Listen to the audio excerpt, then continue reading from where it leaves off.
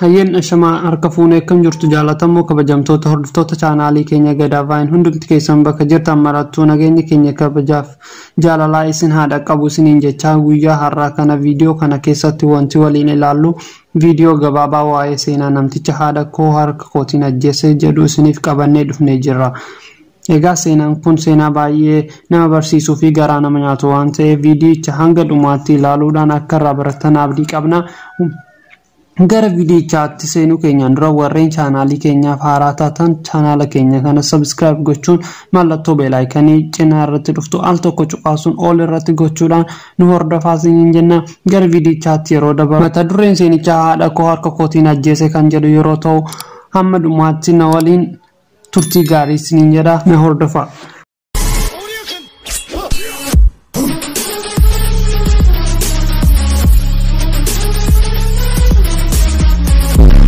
Haadha koo harka kootiin ajjeese. Haadhi koo ija tokko qofa qabdi kanumaan kan dhufe baay'een ishee jibba.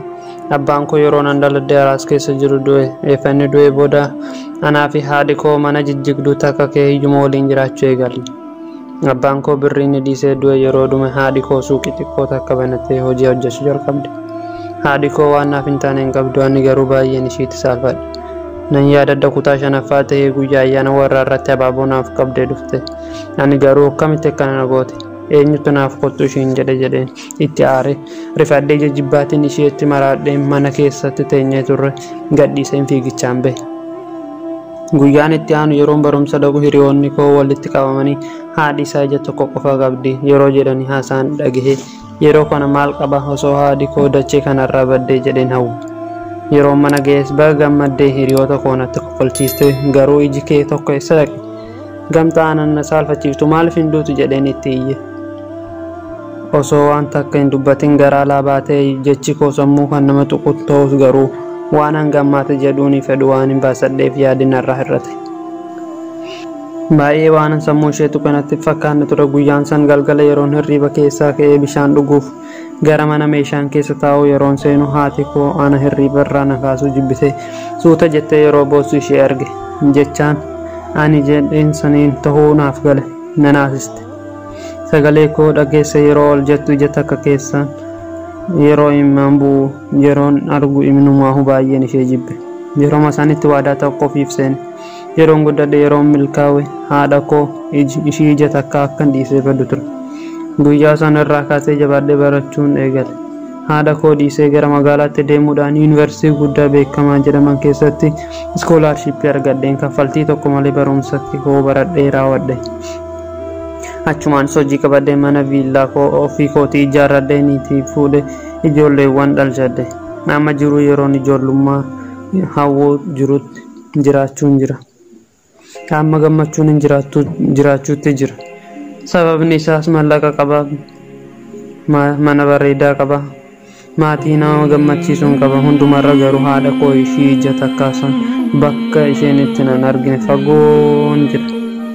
Kanaaf waan gammachuun jiraachuutti hin jiru. Guyyaa tokko garuu rakkoo guddaatu natti dhufe. Maali? Eenyuun? Haadha koo turte. Mataan ishee harrii baasanii huqqattee fi wayaa ciccitaa xuraawaa uffattee dhufte. Ani amanuu hin dandeenye. Akkamitti mana koo beekuu dandeesse? Mucaan koo isheen xiqqoon rifattee fiigichaan gara manaa seente. Anis akka nama hin beekne ta'een intaloo maal barbaaddeetti? Mana namaa cal jedhamee hin seenamu.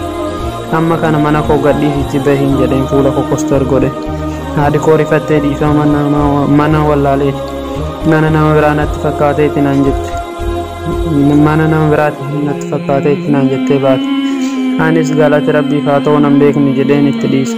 Erga wanti kun ta'ee ji'a tokko booda mana barumsaa itti baratuutti turetti piroogiraamii wayii dhiyaatee daayirektarri mana barumsichaa bilbilaan na waamanii dhaqee yeroon piroogiraamicha raawwadhe gara mana ani itti guddadheen waan inni itti fakkaatu laala jedheen yeroon deemee achi goo haati koo lafatti kufteen ishee arge. Haati koo duuteerti. Ani garuu waan takka hin goone harka ishee irratti waraqaa argeetiin kaasee dubbisuu jalqabe. Xalayaanaaf na barreessu ture akkana jedha ture. Ilma koo amma booda jiru jechuun anaaf waan takka miti. Amma booda magaalaatti jiraattus garagalee hin dhufu. Hundumarra garuu yaa ilma koo ani yaada kee na ajjeesuuf maaliif akka ija takka qofa akkan qabu nagaafattee siif hin deebisneen ture garuu dhugaan jiru kana ture. Yeroo ijoollummaa keetitti balaan konkolaataa sirra gahee iji kee tokko arguu didee anis akkuma haadha kaanii yeroo ati ija takkaan jiraattu waan hin dandeessifneef ija koo tokko baasanii akka siif godhan doktoroota gaafadhe. Tole naan jedhanii siif godhan kanaaf ija tokko qofaate jabaadhu ilma koo waan ati na goote hundumaafuu sitti aaree hin beekun ture. Yeroo darbe gara magaalaa dhufeen ilmaan kooti arguu kootiin gammadeen jira. Gara fuulduraa akka gammachuun jiraattus abdiin qaba. Ilma koo haadhi kee si jaalatti.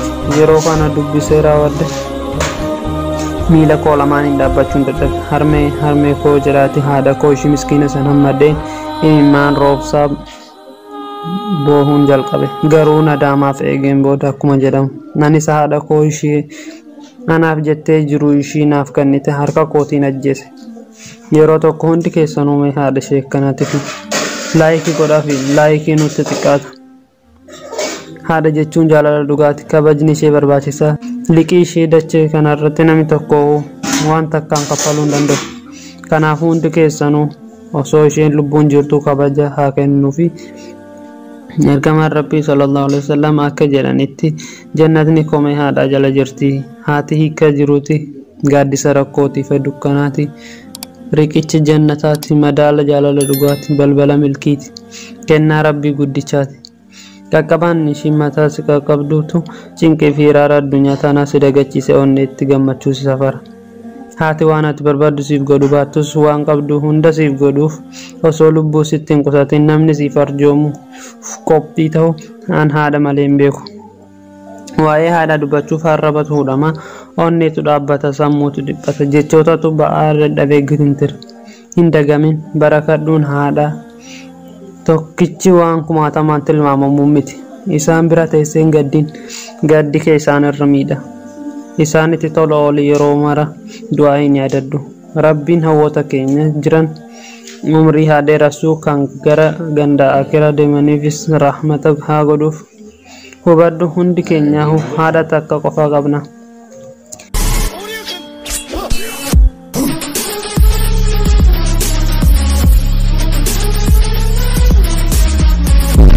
Vidiyochi kana fakkaata ture akka irraa baratan abdiin qaba. Hundi keessanuu wanta isinitti dhagahame koomantii irra nuuf kahaa.